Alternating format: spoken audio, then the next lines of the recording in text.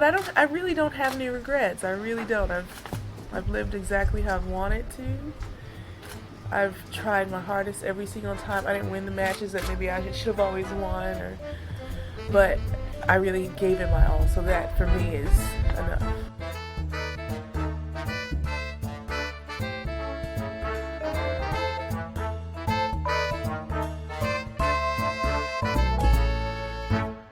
Hello everybody, welcome back to The Body Serve. I'm Jonathan. And I'm James. This is episode 191. It's the part 2 of the TBS Rewind that we promised you. We hope you enjoyed the levity that we attempted to bring your way last episode. Yeah, because now here's the gravity. Oh, okay. Isn't that like the antonym? Yeah. Sure. Yeah, didn't you take the SATs? While technically correct, I suppose it wouldn't be the word I would go with.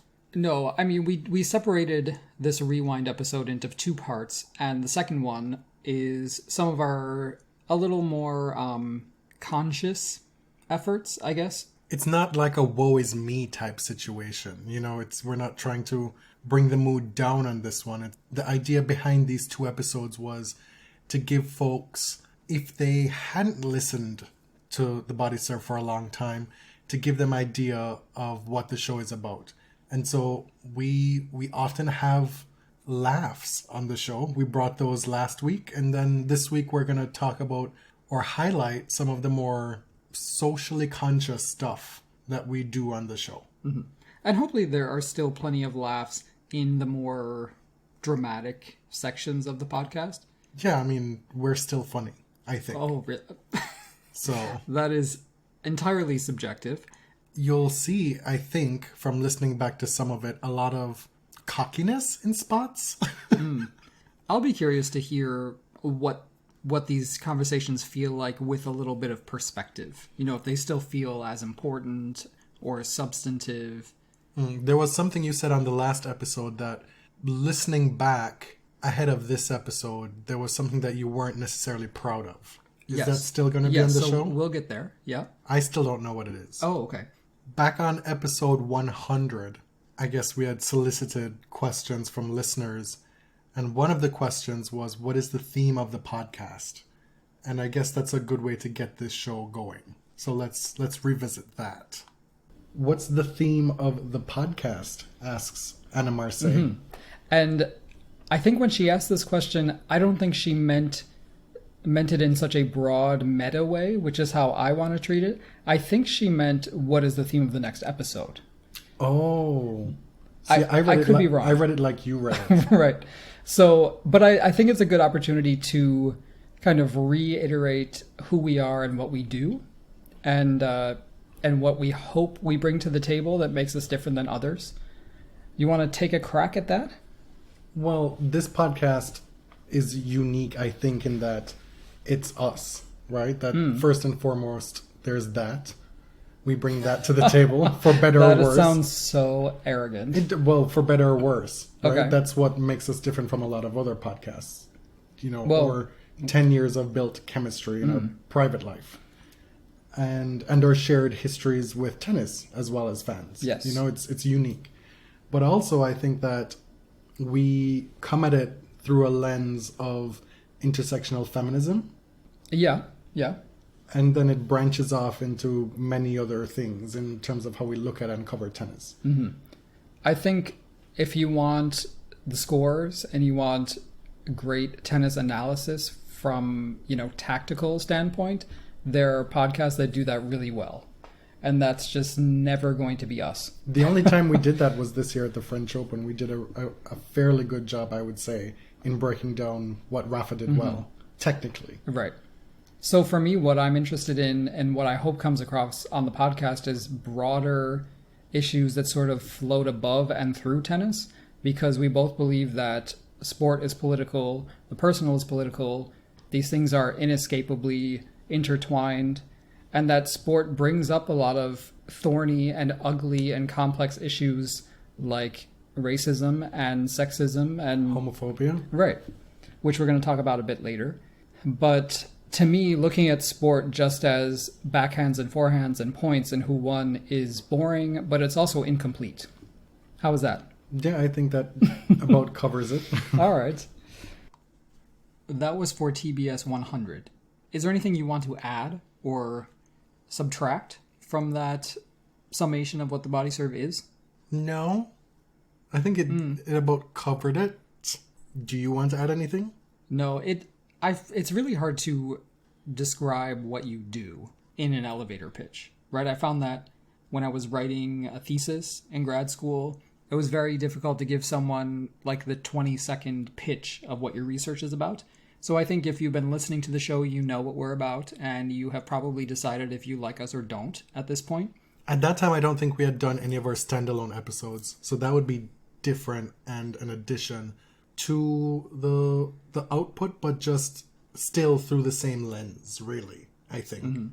I like how you said what sets us apart is that we're us, which sounded obvious, but there is something very intimate about listening to a podcast, right? I find that listening to other people's podcasts, sometimes you just click with one, and other times something just turns you off. It can be difficult to explain why you're drawn to this format. Mm-hmm.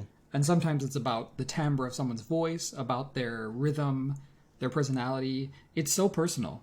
Sometimes you enjoy how sadistic one host is to the other, how much they oppress them. Right. If you're into that, you probably like this show.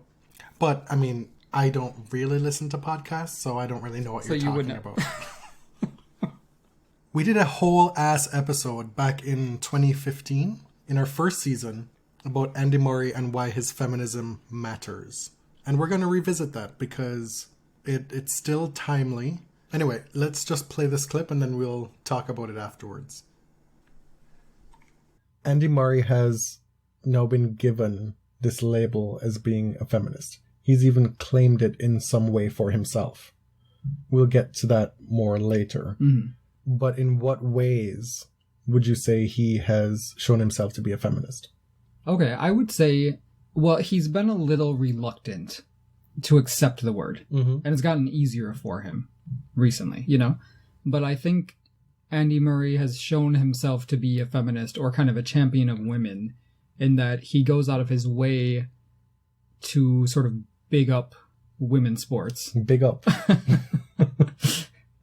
You know what I mean. I do. He's gone to bat for Maresmo many times, unsolicited.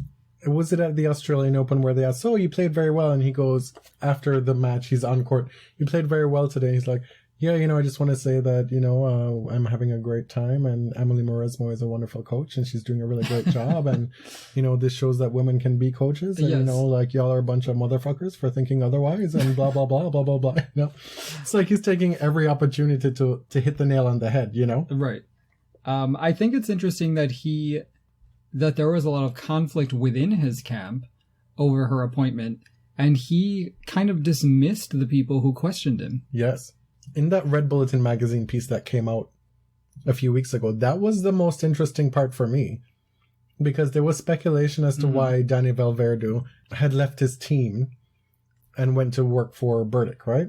Mm-hmm. And it was pretty much that they had a disagreement over Maresmo. And Andy said, well, that's that. He made it a lot more clear. Yes. Because before we weren't sure exactly, how they left things. Mm-hmm. We just heard that they were on good terms. Right. And that may be true. Probably But it seems that the main disagreement was about his appointment. Her appointment. Well, right. Yes. His appointment of Maresmo. Okay. Gotcha. So... Which is pretty ballsy for having been with Valverde for so long. Yes. Another thing is that he's talked a lot about how his mother has been such an important figure in his life, mm-hmm. and in his tennis life as well. She was his coach when they were kids. And then you accompany that with him saying that one of the major things that he was excited to have with his relationship with Maresmo is the fact that she listened to him. Right. Something as simple as that, which is just brilliant. Who doesn't want to be listened to? Right. It was, and he also mentioned, having so many men around, mm-hmm. and everyone giving their opinion so freely, it becomes a little overwhelming. you know. And that he felt a bit overwhelmed by the machismo of it. Right. And part of which was his own, I'm sure. Yes. And he's said that he's really comfortable opening up to the women in his life, that it's easier. His wife, his coach, and his mother, you know? Now, we should mention that having a strong, dominant mother figure doesn't necessarily make someone progressive. No. As far as gender goes, you know? Because a lot of times this morphs into this whole, like, I have sisters and I was raised by my mother and, you know, I have so many strong women that I feel I need to protect. Yes. You know? There's a difference between, like, chivalry and feminism. Absolutely. And a tennis example is Jimmy Connors had kind of the most famous tennis mom. They were very close, and she was an accomplished player herself, but that didn't necessarily make him a feminist. And we've seen that in his dealings with Chris Evert, I think, very clearly. You know, I don't like to make pronouncements about what a feminist should be, but a feminist should not talk about someone's alleged abortion and blame that for the end of your relationship. Yeah, that's... You know, it's not a famous public figure trying to humiliate her like that. Especially when it was so long after the fact. Almost 40 years. Yeah. And they were so young. It's like, find different ways to sell books, you know? Anyway.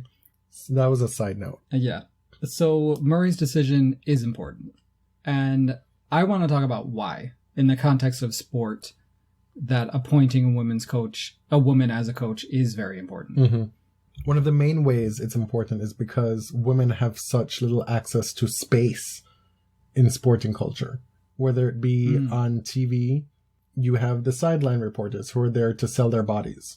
Well, we have very few spaces in kind of administration, the executives, the coaches. And you have also very little space on TV as female athletes. Right. Serena Williams could win the Grand Slam 10 years in a row, 40 majors in a row, and a fucking horse or a quarterback, you know, has one great game and they're athlete of the year. If you have a joint male-female category, you know? And she might get 30 seconds on SportsCenter. Yes. Maybe. If there's not a hockey game that day, you know? And so, and it starts from a very young age. It starts from youth sport, really. But, you know, these are the indicators that we get from society from very young ages into adolescence that being a woman or a girl is less than being a man. Right. They're unmistakable. And there's this thing at play that is kind of like the Victorian ideal of womanhood that still persists, that, you know, women are delicate, their bodies are fragile, and they need to be protected. Get her off the court. She's broken a sweat. Right, that women need to be protected by men. Yes. But then there's... And also preserved for men. Well, of course. And so there's... First of all, there's a lot of criticism about women's bodies when they become too athletic, that that's not attractive, or that they look like men. And on the other side of that, there's, well, she's a great athlete, but she could never beat so-and-so. You know, Serena Williams is the best woman tennis player, but she couldn't beat the top 1,000 male tennis players, right? How many times have you seen an internet comment on some Serena article that says, you know, like, who gives a shit? Like, she could barely even win a set from the player ranked 250, you know? Right. Like, she's not great. As if these women are playing on, like, public high school courts, you know, that they just pick this up as a hobby. You know? And so the standards that we judge women's sports is crazy. Yes. Because we expect them to play like men, but we're offended and grossed out if they do play like men. So this is the context in which women are trying to excel in sport and as coaches and bosses, and, you know, in a lot of the same way that there's a real lack of black representation in professional sports where black men are the players. Yes. You know, we see such a lack of women in top positions as well. So for a top male tennis player to choose an accomplished female tennis player as his coach is really something. It is. So Andy Murray choosing Mauresmo is a big deal. We've covered that and why it's a big deal. The part for me that makes it an even bigger deal, and this is where he's getting a lot of pushback, is that some people are getting tired of hearing about him praising Mauresmo, feeling that relative to what other players would say about their coach, he's speaking more about his coach than others would, and why. And then they take that as tokenism, and that he's giving her undue praise, or he's trying too hard to be a feminist. When in fact, that's the impressive part about it. He sees the inequality, and that's why he's doubling down on it. Right. He's like a dog with a bone. You talked about it, that it fits perfectly with his personality, in that he's so stubborn that if he sees that this is something that he wants to make an issue, to speak for women's involvement in sport, that he's not going to let it go. And he isn't. Right. You know? This is something we know about Andy Murray from way back, that he's stubborn. Yeah. And so to see this part of his character kind of used for good deeds is really kind of cool. Yeah. So, what were your thoughts on listening back to that? Are you terribly bored? Yes. That could use a very thorough edit, are my first impressions. Okay. A lot of you knows. It's hard because this was recorded 5 years ago. It's something that we've covered so extensively since then that it feels like so repetitive at this point. It feels stale. And at the time, Andy had just hired Mauresmo in 2014. He was and still is tennis's only male feminist, or one of the very few men in tennis who actively support and celebrate women athletes. Who do the work. Nick Kyrgios is actually one of those. Since then, John Millman, there aren't very many. You can count them on one or two hands. One thing that's kind of striking me now is Andy has pushed back a lot and sort of bristles at that label for a different reason, I think. The label being feminist. Yeah, and I think at first it was a discomfort with the word itself, and now it's a more sophisticated discomfort with being seen as this male savior, as it being his responsibility to save women from persecution, when it's not at all how he sees his role.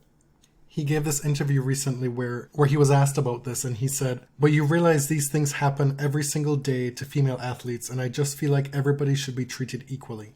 That's it." He pauses. This is the editorial part of this article. He pauses, laughing with incredulity at how novel some find his, as he puts it, simple views. Maury goes on to say, "I don't think it's a radical or outspoken thing to say. It's quite a basic thing. So, if someone asks me or says something that I think is wrong, then I will defend women." So to your point, he just sees it as second nature, just something that everybody should be doing, and the fact that he might be doing certain things and saying certain things does not make him special. Really, it makes you all the assholes. Right? But he said it's not even something he really noticed. Sexism is not something he was even aware of until he hired Emily Mauresmo back in 2014 and saw all the pushback he got. Mm-hmm. He was getting texts from his colleagues, from his male colleagues, one of whom said hiring Mauresmo was akin to hiring a dog to be a coach. Basically that it's useless. Mm-hmm. I'm assuming he was talking about Val Verdú in retrospect, but then he also said currently, in present time, that one of the things that surprised him was how much pushback he got from inside his own camp. Yeah. That previously, when he had lost matches, it was like, well, Andy, you suck.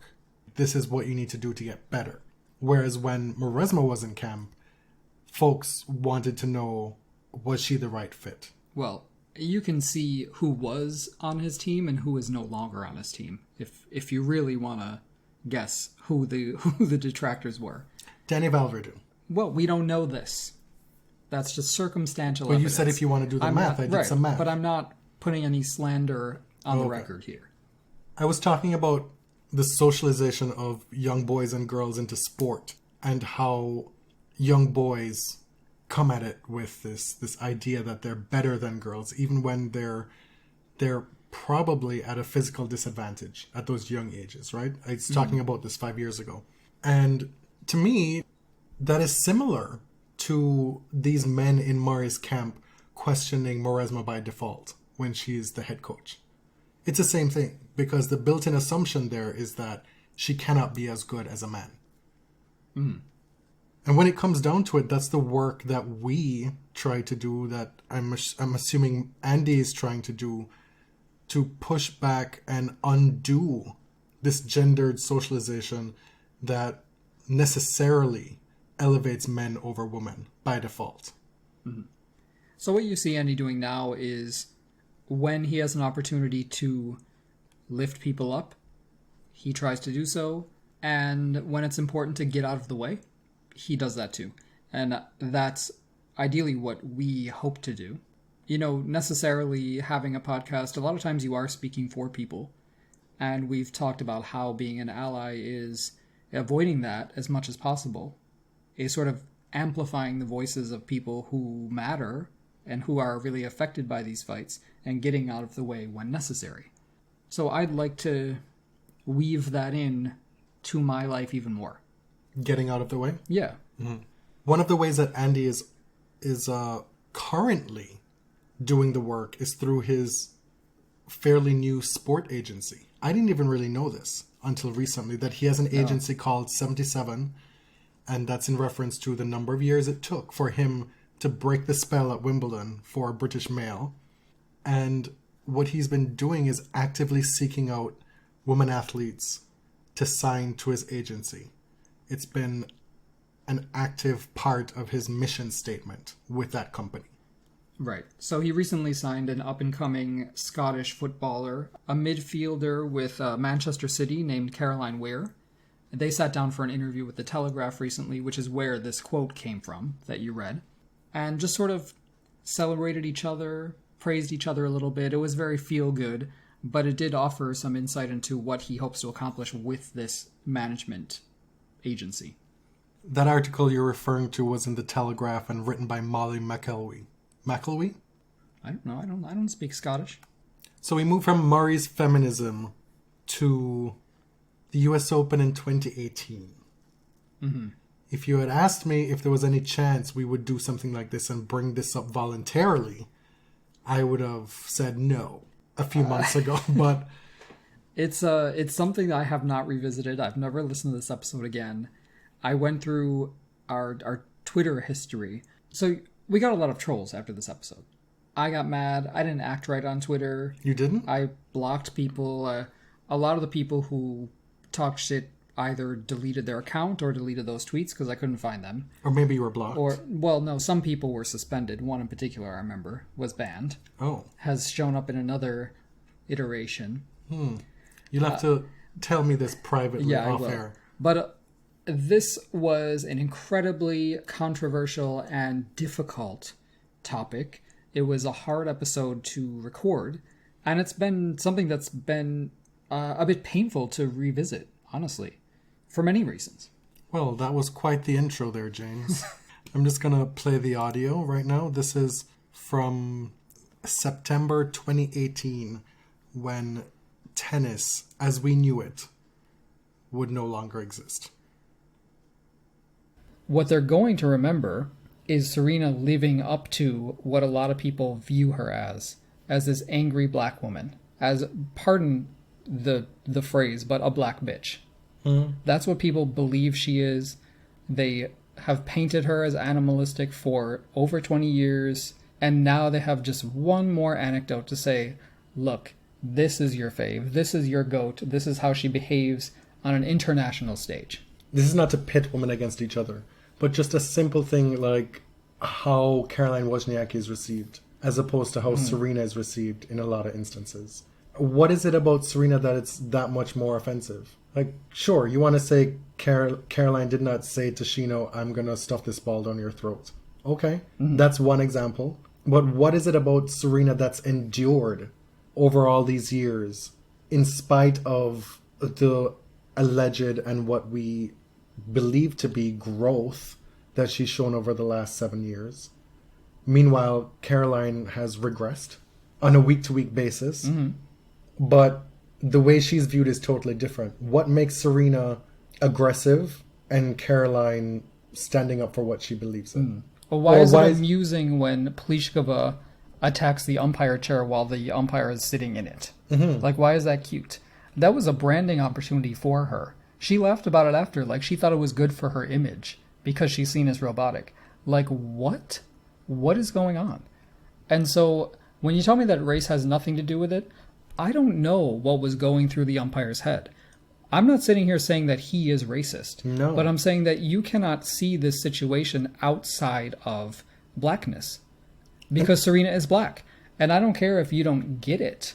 If you're not from the United States and our racial mess doesn't make sense to you, that's fine. I don't expect you to be a student of history. It doesn't make sense to a lot of Americans as well. Right. But the fact that you don't get it doesn't mean that it doesn't exist or that it's wrong. Not that you just don't get it, you don't see it. And what does it take for somebody to see it? What were the things that made us see it? Well, I'll go back to empathy. I grew up with all the privileges of whiteness. You did not, and you don't in North America, So we're coming at this from a different place. Serena feels victimized at the U.S. Open. That's a pattern that specifically is clear. So I can't possibly understand that. But I do understand that as a black woman who has both been done wrong by and did wrong at the U.S. Open. Yeah. She was wrong about Chino, but she was totally screwed by that 2004 quarterfinal against Jennifer Capriati. I can see that multiple things are going on here. I can see that black people who are consistently over-policed, punished more harshly for the same crimes, stopped by police more. If you don't want to see that these things all exist in the same universe, like I just don't get it. I'm not saying like that somebody would bring that baggage with them to a tennis court. And it's not like this is criminality. Like what Ramos did is not the same thing. No. And I know somebody will oversimplify this and take words out of my mouth. But you have to understand, like, a black woman in America might see it that way because she can't just let it go. Like, she can't just take that baggage off while she's on the tennis court. Does that make sense? Serena, you're talking about specifically? Yeah. And also her fans who are of color as well.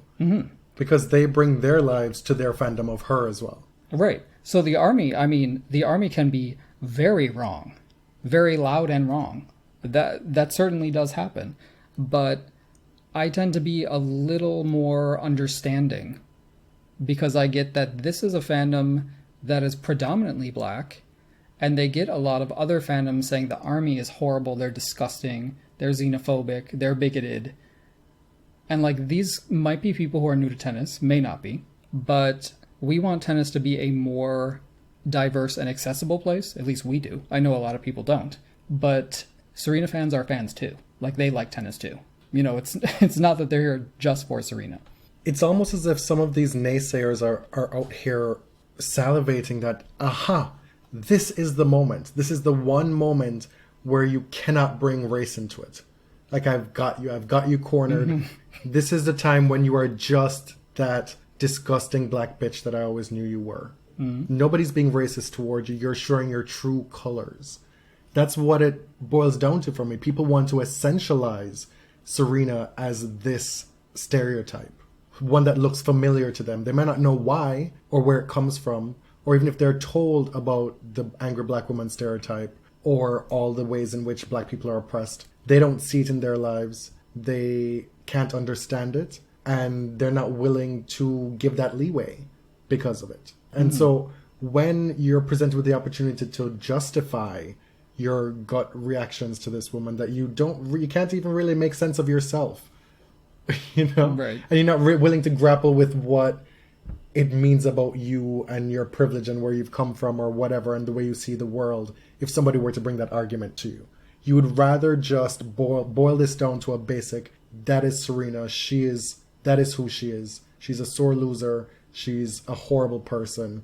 And this is what I've always known. Fuck everything else that not me, but these people, I've been force-fed to believe and be quiet about these last few years. She could do whatever it is. It doesn't matter. But I've got this moment now. Mm-hmm. And that goes back to that intellectual and emotional dishonesty that we were talking about. Because multiple things are true. Serena absolutely could have de-escalated. The reasons why she got heated in the first place might not be a reason you can understand. But it sure as hell is not just a rules are rules kind of situation. Mm. And she smashed a racket. What is different about that from what the majority of tennis players do? Yes, it is an infraction, but like the cumulative effect of these rules being broken brings us to the destruction of a Grand Slam final. And then it's all meant to be put on Serena's head. Well, now we can fully blame it on Serena. Like, that's where we're at. And that's, I think, how history will see it, is that she self-destructed, she's a sore loser, she ruined this for everybody. And I don't necessarily see it that way. I know in my brain that she could have handled it differently, but that's not entirely what happened here. Mm-hmm. And I'm not saying that the people who don't like Serena or who think she's a sore loser, that they're all racist. That's not what I'm saying. Mm-hmm. I'm saying... No, I think it's the refusal to understand that racism exists and that it can exist in sport as well. Yes. That sport is not a vacation from racism. Right. And racism, like, it doesn't have to be like Carlos Ramos wasn't sitting there like, wow, I hate this black girl. She's talking to me like this. What a bitch. It's not like that. Like, that's not how this works. What is going on unconsciously? What brought him to that level? Because Serena was already at a 10. Mm-hmm. So what made him, rather than attempt in any way to diffuse the situation, to put like a human touch on the umpiring, like another umpire might have done, why didn't he de-escalate? If a player is escalating, why are you not de-escalating? That's it. It's interesting because this incident has, the way that people talk about it now has changed a lot, and it's different than what I anticipated, actually. I think the world at large came to view this in a much more complex way than I thought they were. And right after we recorded this incident kind of got picked up by the blue checks of Black Twitter, of the mainstream press, and they took it and ran with it. And a lot of that was rather uncomplicated analysis of what happened, but a lot of it was pretty illuminating because it took it beyond tennis and how people might interpret the incident without having a granular understanding of the rules of tennis. And that was what so many tennis fans were pissed about, is that, well, you don't get the rules. Like, okay, can we move on from that? You don't get the rules thing. They don't get the rules, but you don't get the baggage that black people bring to the tennis court. Right. So there was an incompleteness about a lot of different analyses. And there was probably one with ours as well. An interesting wrinkle from this is that following the incident, Arena's Army, which is largely a group of Black American tennis fans, became almost like the police, because they, after seeing Serena painted in this light, it was their duty to find rule breaking anywhere they could, right? And say this wasn't enforced consistently. You're saying rules are the rules, but here is example 56B subsection 3 of where the rules are not the rules. Right. And so at this point, you get a little tired of it, but they were doing an important project because somebody was compiling this stuff and telling an alternate history. It's so fascinating to me how this has developed since then. It might have been more helpful for folks ahead of playing that segment if we had told you that the note that we tagged that segment was, what does it take for people to see blackness at play? Mm-hmm. So that's really what that was about. In this next bit, we're going to segue into the stuff that we've done with respect to gays in tennis. And specifically with respect to this segment, we're going to be talking about that summer of 2018 where I asked Roger Federer about that, as well as Kevin Anderson. We've talked about the Roger stuff a lot on the show, but we thought maybe we should bring back the audio from Kevin Anderson talking about that in Cincinnati in 2018 because I feel like that doesn't often get spoken about enough. A few weeks ago, you tweeted something in support of LGBT athletes with relation to that event with Brian Haley, hosted by Nick McCarville. Yep. It's not altogether common to hear ATP players say things about that. What kind of compelled you to speak up? Yeah, I mean, it's actually that's really close to me. I'm, as I've said, I'm a huge supporter of that. My cousin actually just got married, to his partner just last year, so it's touches very close to home, for me. Just the way I view it is just from a human rights standpoint, I feel very strongly on that front. So seeing that event, I mean, I thought it was fantastic. I mean, just speaking to some people, as my cousin, I understand the challenges. In today's world, especially in sports as well. You've seen more people feeling comfortable with it over the last few years, but that you still know, just given the stats that people run and how many athletes there are, there's still a lot who don't feel comfortable. So I think that's they shouldn't would like to create an atmosphere where people don't feel that way. So that's why I thought it was such a great event to be part of. Do you get a sense that the ATP as it is now, maybe from talking to other players or just from observing, that it's a place that's a safe space for an athlete should they choose to come out? To be honest, I don't know the answer to that. I mean, it's not something that's been spoken about too much, to be honest with you, because there's not been, many examples of it. I think, if I do think back in my own mind, the sort of conversations just in the locker room and stuff, it's not really something that's come up to be honest with you.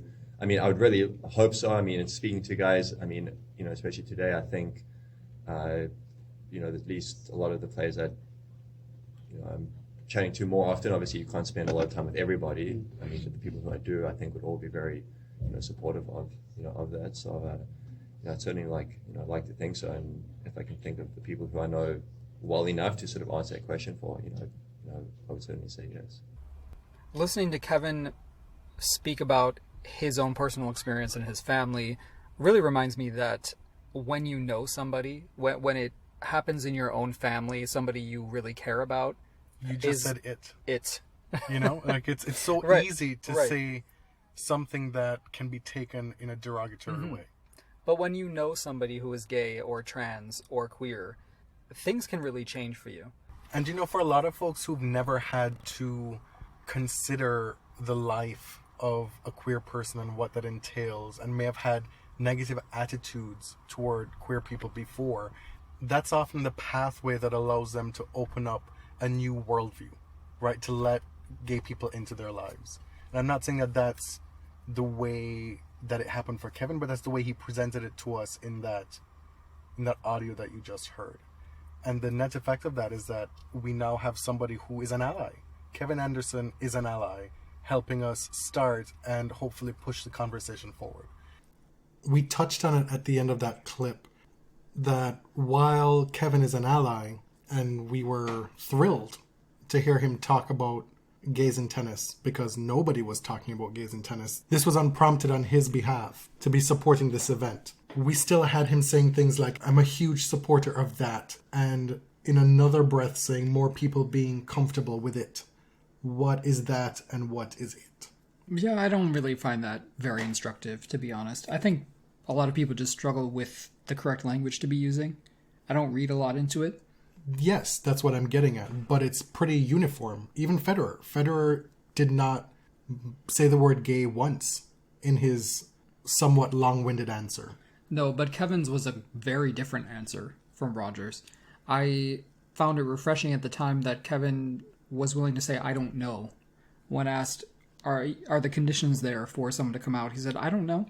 It's not something that's talked about. I appreciated him not jumping to, oh yeah, definitely, it's no problem. Which is kind of what we got from Federer. Right. But it is, I hope, a very different ATP than it was back when Justin Gimelstob was saying it would be a massive problem and it's totally incongruous with what the locker room environment is. And if anyone came out, they would have an issue. I think we are in a different era where at least, that stuff may still be true, but somebody saying out loud it would be seen as offensive. So that same summer, about a month before, we did our first episode that required a lot of historical research, right? This was our Pride episode. We talked about a bunch of different LGBTQ tennis players in history, some of whom are extremely famous, like Billie Jean King and Martina Navratilova, and others who you may not know a lot about. Helen Jacobs was one of my favorite, just a segment that I really enjoyed putting together.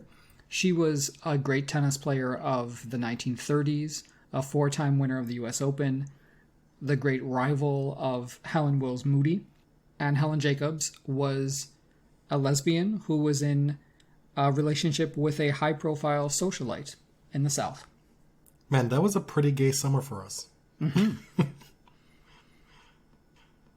We see that with Helen Jacobs. Right, who played in the same era, was the great rival to Helen Wills Moody, who, again, is one of the most dominant tennis players in history. Her record is unbelievable. She went like 7 or 8 years without losing a match. And Helen Jacobs didn't really win that many matches against Helen Wills Moody, but their rivalry was so compelling because of the contrast in their games and their temperaments. But the reason that we're talking about Helen Jacobs is that she was because she was a lesbian.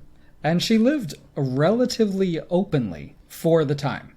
Helen Jacobs' partner at the time, imagine that she had a partner that she lived with. Right. Fairly openly in Kentucky. Her partner's name was Henrietta Bingham, and Bingham's great niece wrote a story for Reuters lamenting the fact that Henrietta Bingham was not able to live out loud and experience the progress that gays have made in today's society, in present society, and that she wasn't able to enjoy the love of her life, Helen Jacobs, in public, in private, living together. Mm-hmm. It's a fascinating story. This woman who wrote this story about her family contributed a lot to our history that may have been lost. So Helen Jacobs was the winner of 4 U.S. championships, 1 Wimbledon singles title, a few doubles titles. She was the pioneer of wearing shorts. No women were wearing shorts as part of their tennis kit in those days, and it obviously made so much sense to wear shorts and not a dress. She was known for being more aggressive. She served and volleyed compared to Helen Wills Moody's patient backcourt play. Think about Chris Evert and Martina Navratilova here, right? Jacobs didn't beat Moody very often, which I've said, but she is one of the great figures of early 20th century tennis. So she finds herself in this relationship with Henrietta Bingham, who is part of this aristocratic family from Kentucky. Her family owns several major newspapers. Her father became the U.S. ambassador to Great Britain during FDR's presidency. And that is how they met, at a function in Britain where Henrietta Bingham was helping her father throw the soiree. Right. So Bingham at the time was known for being a wild child. Apparently, she possibly seduced famous women, including Tallulah Bankhead. She just enjoyed throwing the parties. She was living a life as a gay woman, not necessarily out, but not hiding. This was the jazz age. Things were a little bit looser, and we see these cycles, right? We also get the impression from the story that Bingham's father, the ambassador, kind of isolated them and insulated them from a lot of the discrimination. Like, they were kind of untouchable because of him. And after his death, that's when things started to kind of fall apart. Right. So Jacobs was invited into the family home, spent some time at the embassy when they were living in the UK. Henrietta and Helen decided to move back to the US and settled in Louisville. And Henrietta was introducing Helen as her partner to Kentucky high society. And for a little while, it was tolerated, but, the 20s were over. It was the mid-30s, depression, things were changing. The culture was not feeling very tolerant in those days. As the war started gearing up, Bingham stayed and worked on the farm out of necessity. Helen Jacobs joined the Navy, became a Navy intelligence officer, and their relationship ended. We get this wonderful nugget in this piece from the great niece, where she gives us a snippet of a love letter that was written from Helen Jacobs to Henrietta Bingham. In it she writes, "Such wonderful days are ahead of us, beloved. Horses from Harmony Landing would be world famous, flowers and Labradors from likewise, and we will grow mellow together. We will throw historic, brilliant parties and pool our brains to think up all sorts of fun, and I will be your farm manager when you need one, and put you to sleep when you need that too. We can be happy and proud together, darling. I am beside you, behind you, and on top of you if you want. You can do and say nothing to stop the constant flow of deep and growing love that goes out to you from my heart every time I look at you." Can you imagine receiving such a letter? I sure as hell have never written you one. Well, that is true. But sadly, their love story does not have a happy ending. They separated. Jacobs moved to Long Island with a new partner. Henrietta Bingham moved to New York as well with a different partner. She suffered from substance abuse and breakdowns for much of the rest of her life, sadly. Due to her drug and alcohol abuse, and also, I'm assuming, due to the fact that she was a lesbian, some of her family members were pressuring her to get a lobotomy. And she managed to stave that off and was able to relocate to New York and start again. But her so-called demons stayed with her. But these are the layers and the textures to queer histories that we can only really get from descendants in this kind of way, right? And it's such a service that Emily Bingham did to us and the public, the world, to keep this story alive. Right. There's a real lack of primary sources for a lot of this stuff because... But also everything had to be a secret for a matter of survival. Right. And so do you really hang on to those love letters for fear of being found out? When they could be exposed. And prosecuted in some instances. I'm so glad to be able to listen to that letter again. We will grow mellow together. You get these wonderful, wistful, longing ideas about what their future could be. And then she just throws in, "I'll be on top of you if you want as well." Like something a little bit, saucy. And we know that that love story did not come to fruition. It didn't have a happy ending.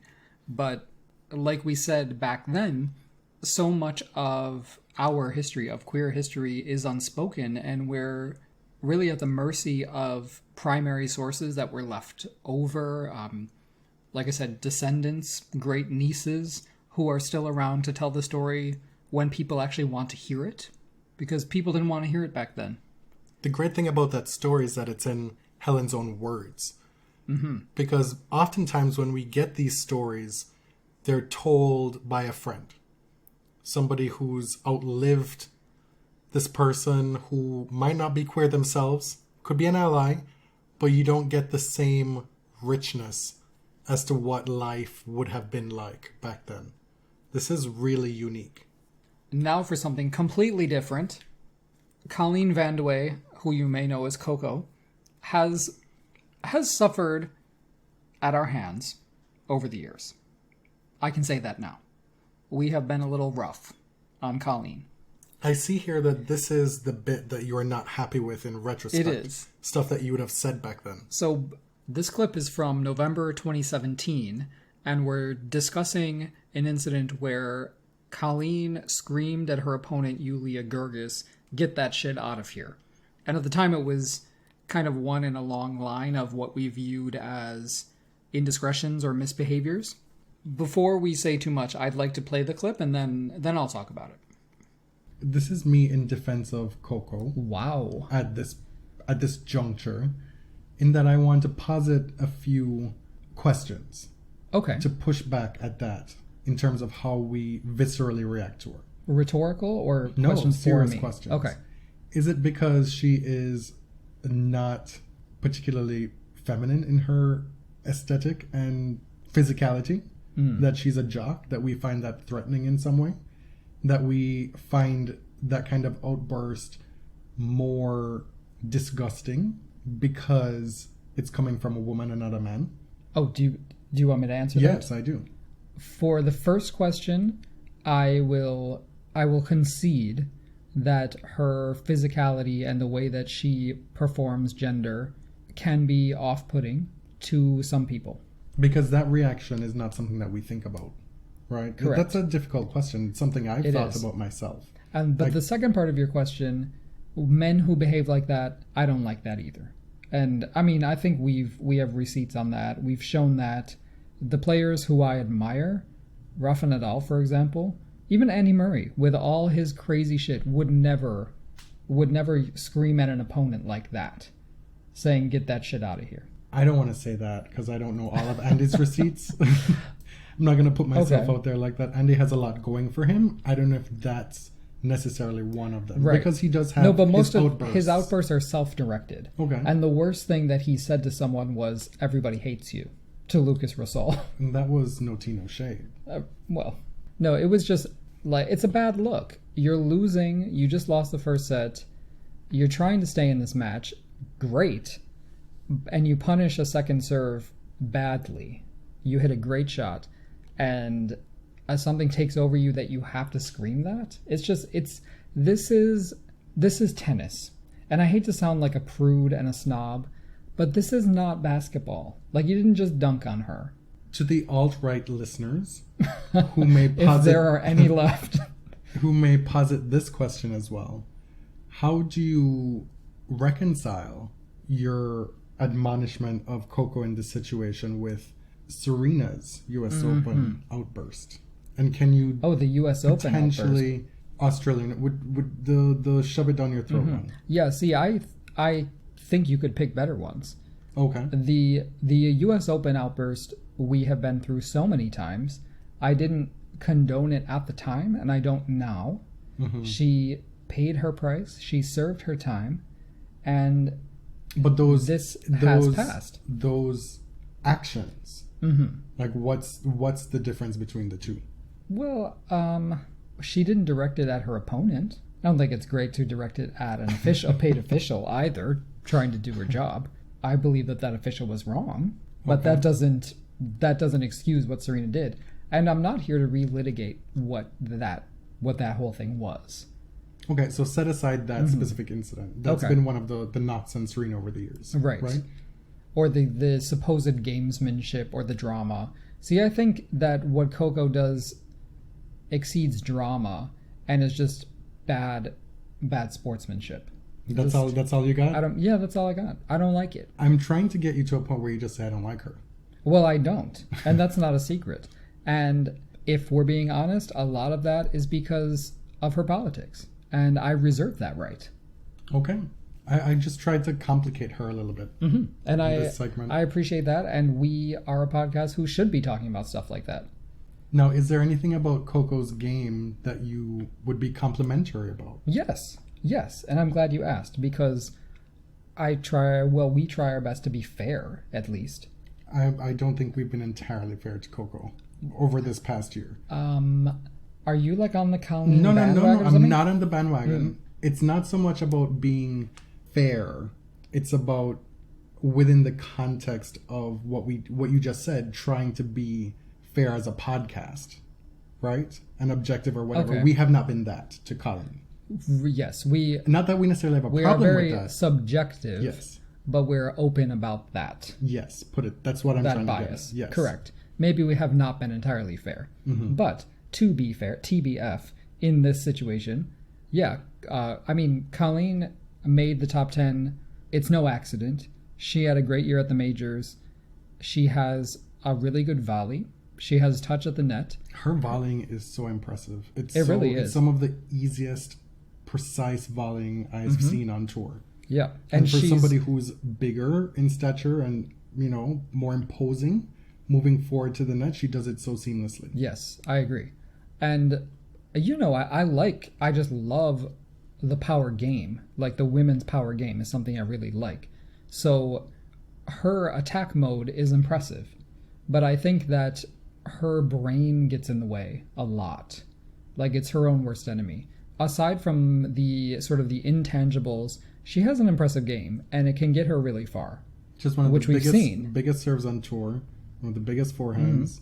The backhand everything is powerful. Right. Her movement is probably the weakest aspect of her game.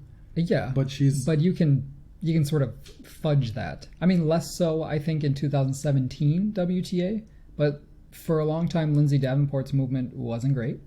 And it was never amazing, but it got better. But she's shown this year a desire to improve and get better, to get to the next level. Yes. So I think for folks who are really opposed to Coco, you may want to take a few anti-Coco pills heading into 2018, because it's entirely possible she could be busting out. Oh, I don't think we need to go that far. I'm not ready for all of that. I'm never going to like her, but I can acknowledge what works in her game. Lordy. Well, first, I'm kind of gutted a bit by my saying at the end there that we need to brace ourselves because she could be busting out in a big way. Coco had a great 2017 and then got injured. And has been a shadow of herself on the comeback trail. So Right. And I feel badly about that. It makes me view her in a different light where she is now. What is it that you feel badly about? I'm happy for the opportunity to look at this again. Because I'm not proud of it. Why? Because I don't think that I was being entirely honest with myself or the listeners. Because I said we try our best to be fair and we are subjective and we're open about our biases. And at the time, I presented it as if that were enough. That being open about it was enough to have integrity.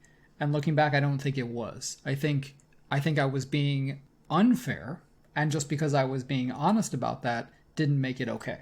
What were you being unfair about? Because you presented a thesis statement Yes. at the beginning of the clip that Coco being a woman who behaves this way makes it look really different, and it colors people's reaction to it. And the way you termed it, that she performs gender in a certain way. Right. And I knew, I remember at the time, I knew where you were going, and I agreed with it in principle, and I didn't pick up the thread. And if I had the opportunity again, I would have. Because I was, at the time, clouded by this dislike. And I really couldn't get around that. So I see that as a failing on my part. Pick up the thread and go where? Where would you have gone? Well, okay, so at the time, what I said to kind of defend myself was that, no, I don't defend that behavior in men either. But it wasn't about whether I defend that behavior. It was whether that behavior is generally acceptable, right? That's what I didn't interrogate fully enough. And that's what I would have done if I could go back and look at this again. The fact that other people do not receive gender being performed that way by a woman then immediately casts Colleen in a certain way.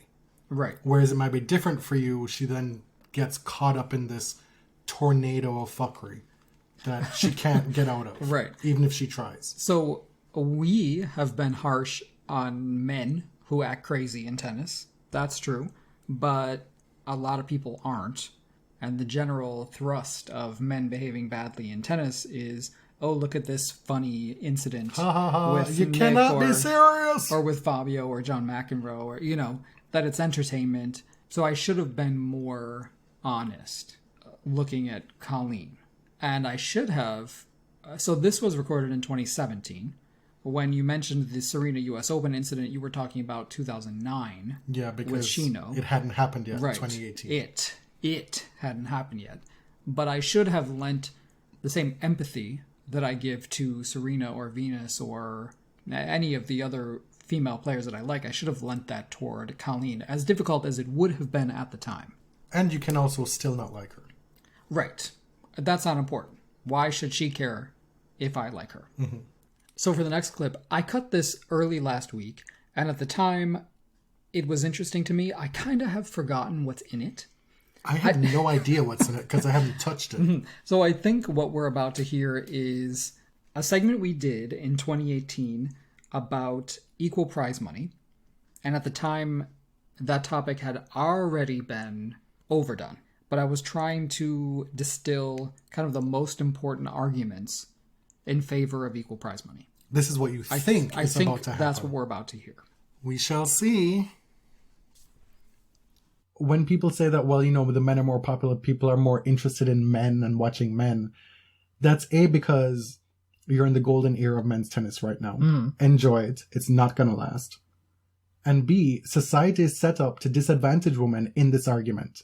Right. Women start behind the 8 ball. Well, having to prove their worth, We've talked about this before in the podcast.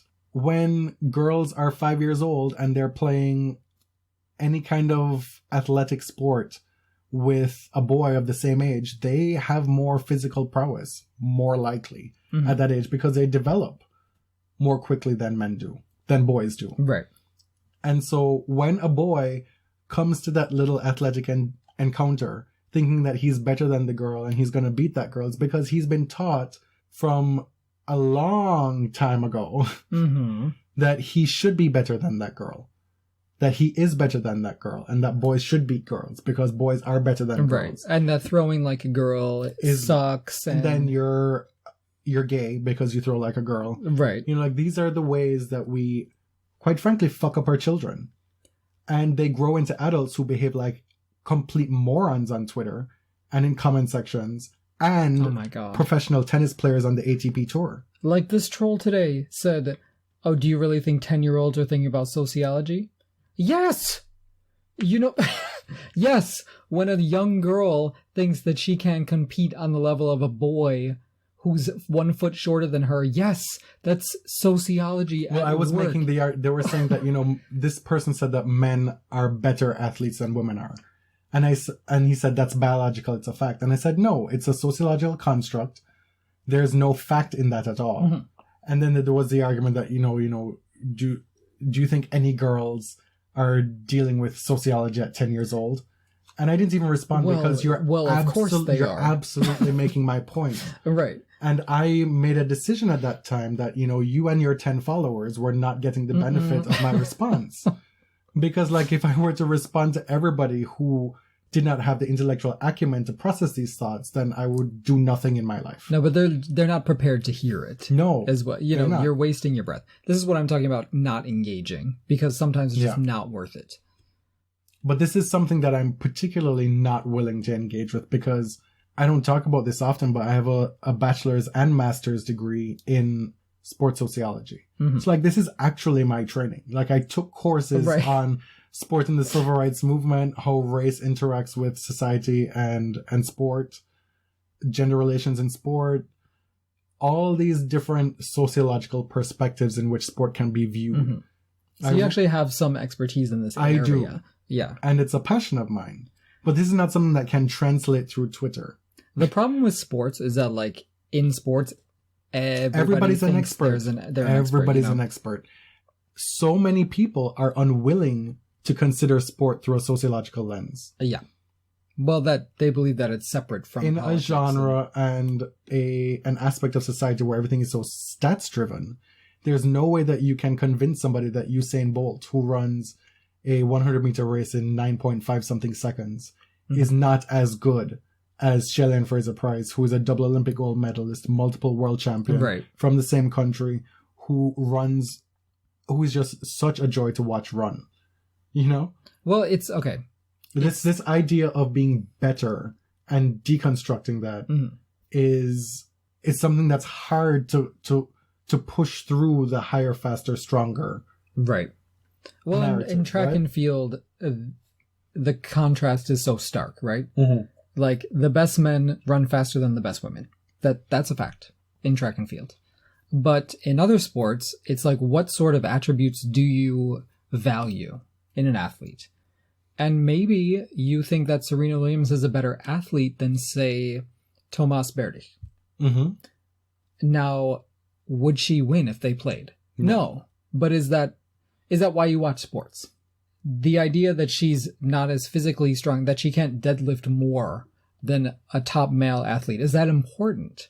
And I don't think it is. No, I don't either. That's not why we watch women's sports or sports in general. And even if you think that makes a male athlete better than the equivalent female athlete, that is not then reason for you to say that one should be paid more than the other.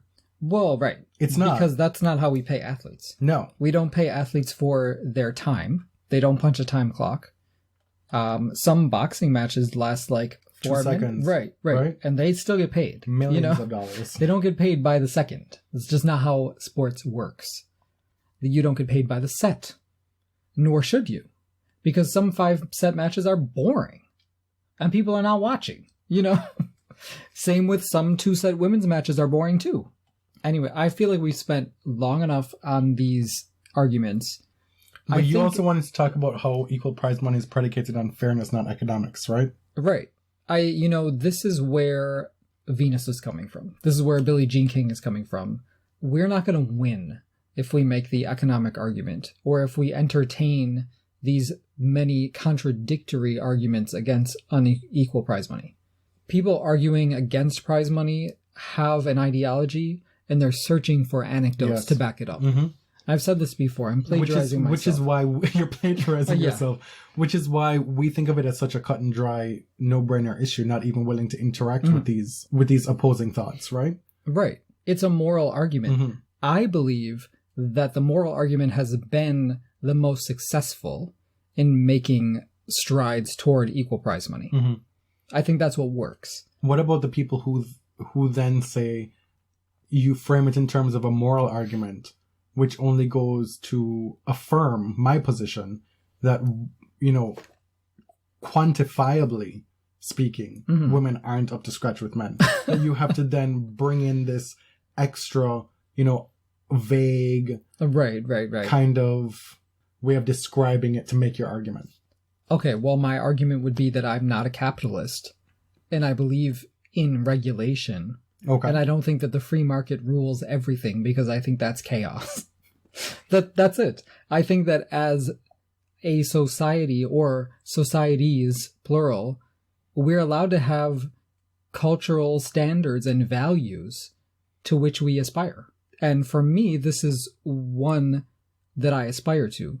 The equality of the sexes, regardless of who's bringing in the most money, because that's not what I value.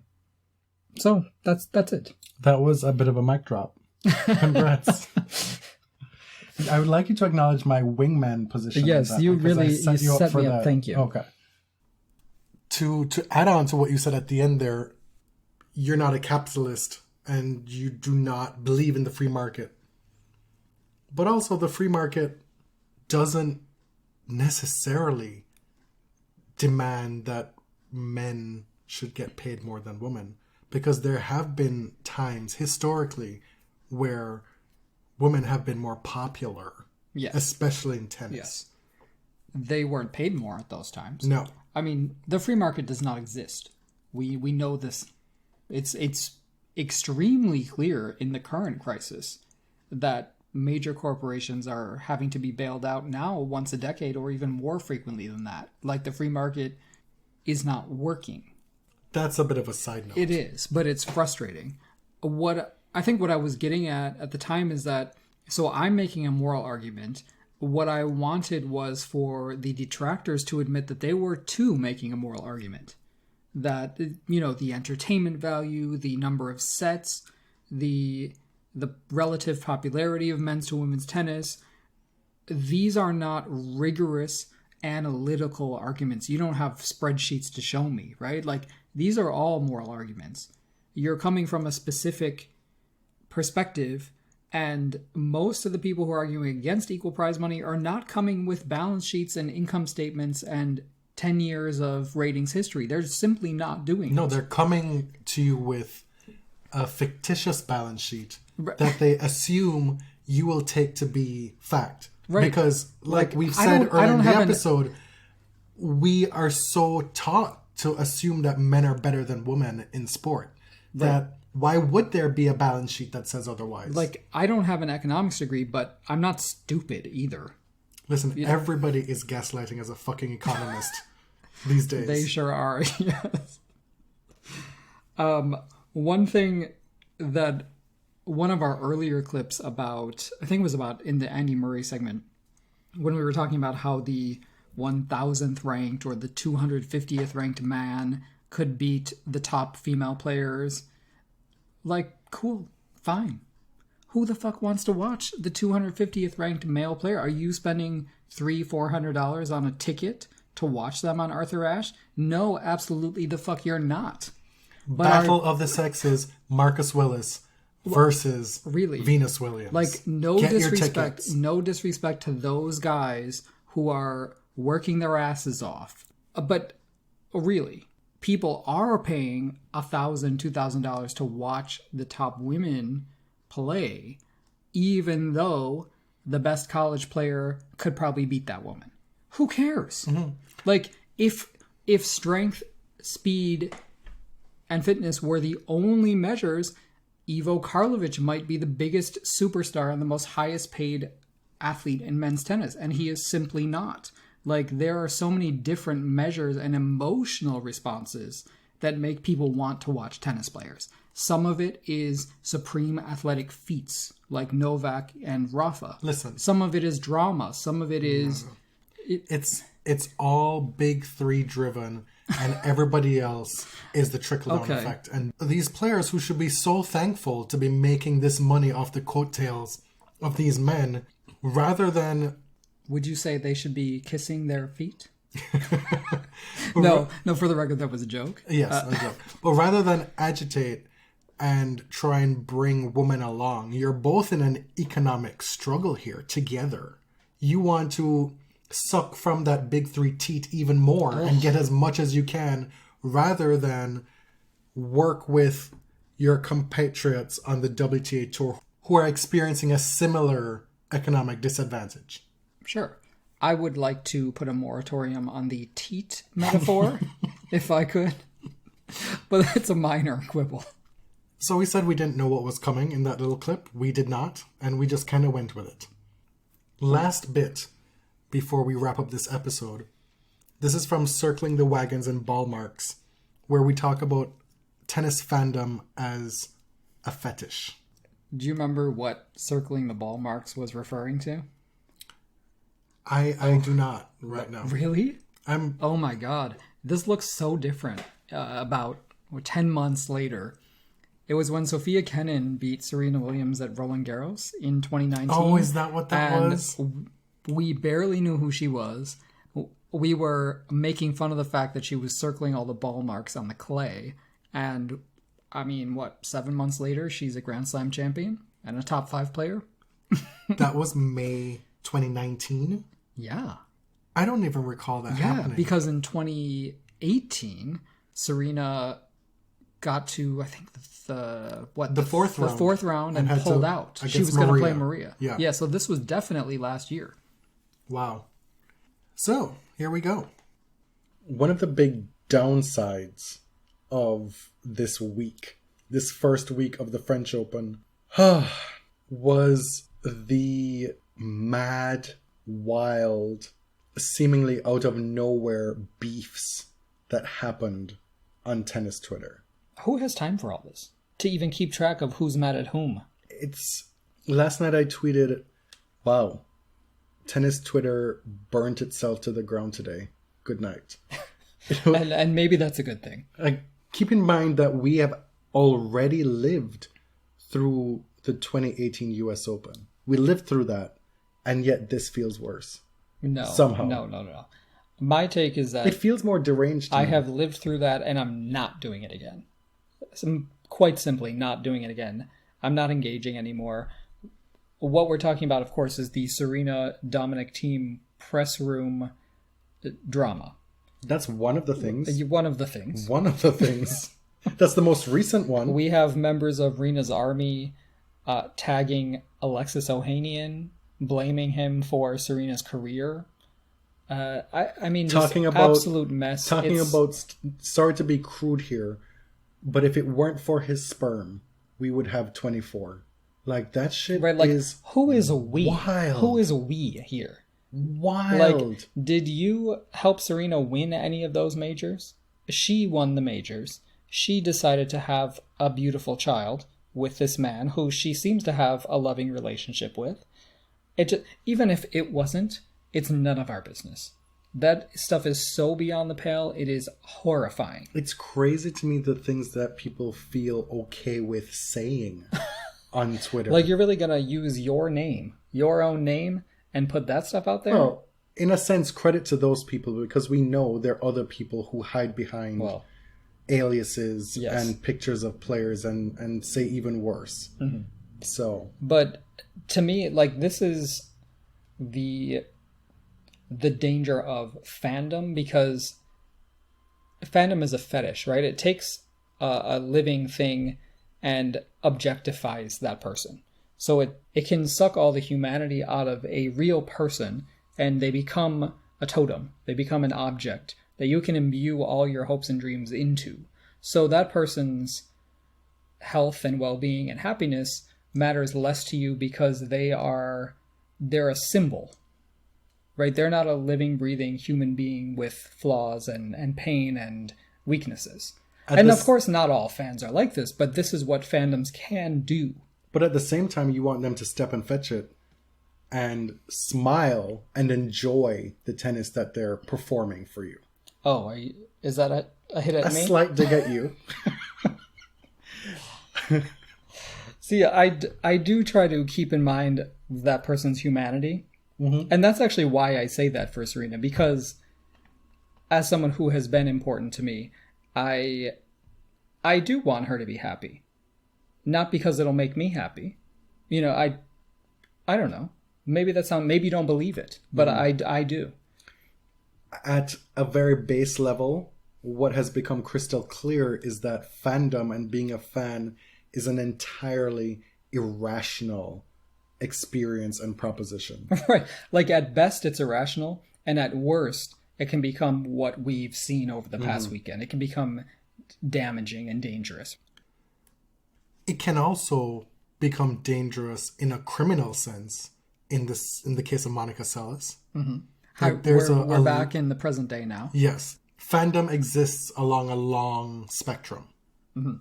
And actually, this is something that I would really like to tackle in the coming year, because it looks like we're going to have a lot of downtime without tennis being played. I would like to look at celebrity culture and fandom from kind of a more academic perspective with regard to tennis, because maybe this is something that hasn't been done in tennis. Well, maybe you should do some work on that. I sure am.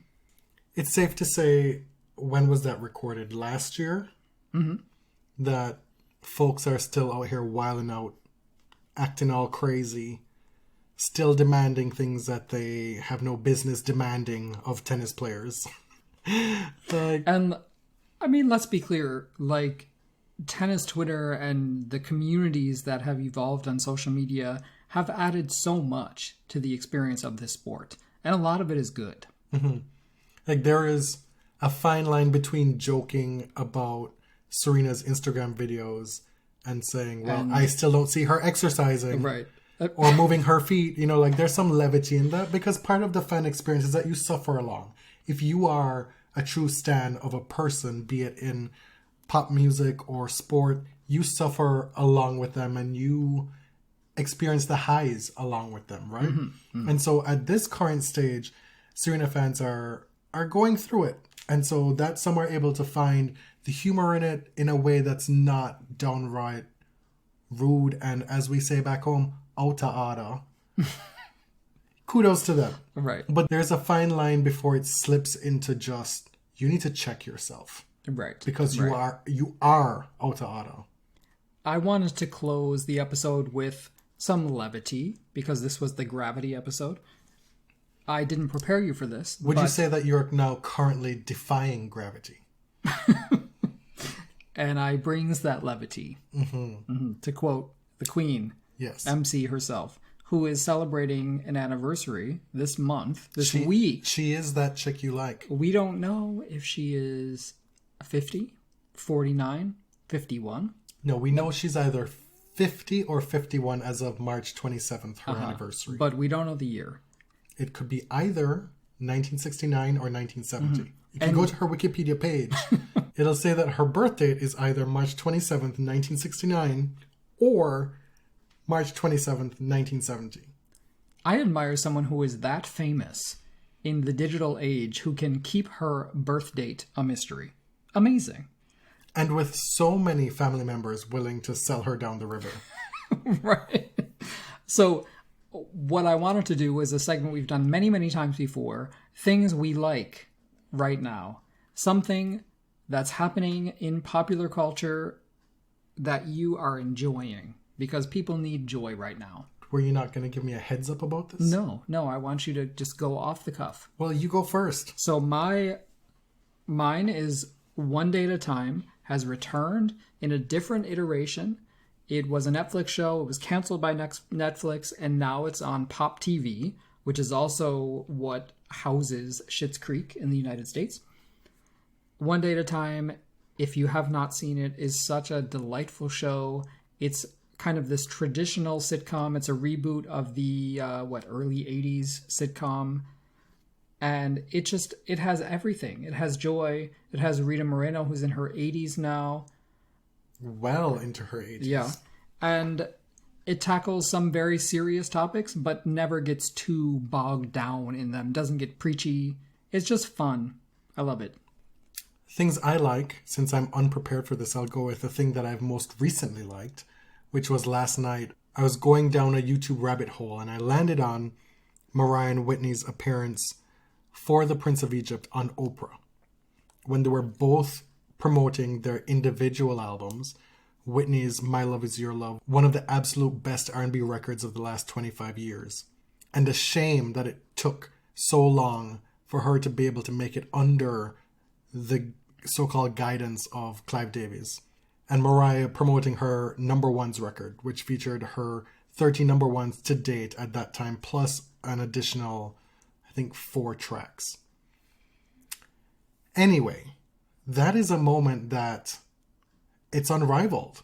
You have these two women sitting down on the couch with Oprah for an hour, and I just smiled through the whole thing. And the best part, I mean, there's the singing. They opened the show with singing When You Believe Together, and then they each perform a solo track. Whitney performing I Learned From the Best, which is one of my absolute favorite Whitney songs. And then Mariah does I Still Believe. And at the end, Oprah asks them if they think of themselves as divas or something like that. And you can tell that they clearly both do.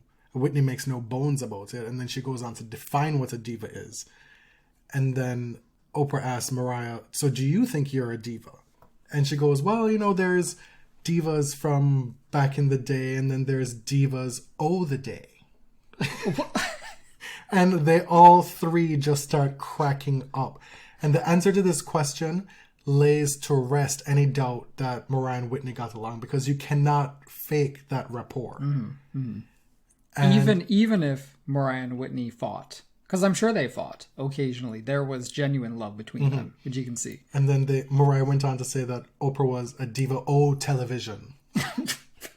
And it went on for a while, because Mariah was asked about her Divas Live performance, where she sang alongside Aretha Franklin and then shared the stage with Celine, Carole King, Shania Twain, Gloria Estefan.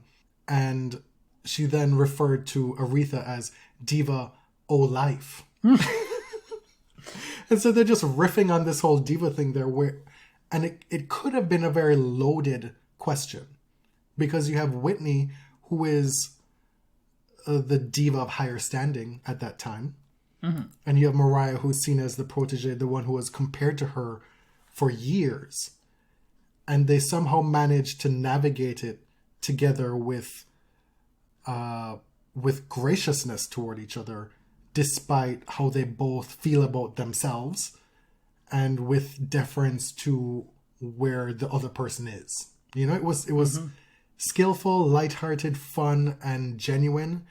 And my only regret is that Oprah did not interrupt them as much as she did in that hour, because so many times they were there ready, especially Mariah, to give you something cute. And Oprah was like, ah. Whitney did not have that problem. Whitney sat there and she said her piece, and you could not tell her otherwise. See, I sprung the segment on you, and look how good you did. I did well. All right, thanks everyone for listening. This was the second and final TBS Rewind. We'll be back shortly with some original content. We're working on other stuff. We're not just copping out here by doing these episodes. No. We're giving us some time to work on some other stuff. So look out for that. Thanks for listening. My name is Jonathan. You can find me on Twitter at tennis_John. And I'm James at ElliotJMR. 2 L's, 2 T's. The podcast is on Twitter at The Body Serve. On Instagram at same. And you can find us on Spotify, Apple Podcasts, etc. Overwave, Undercase, Overcast, Sideways. Yeah. All of them. All those. Till next time. Thank you. Thank you very much.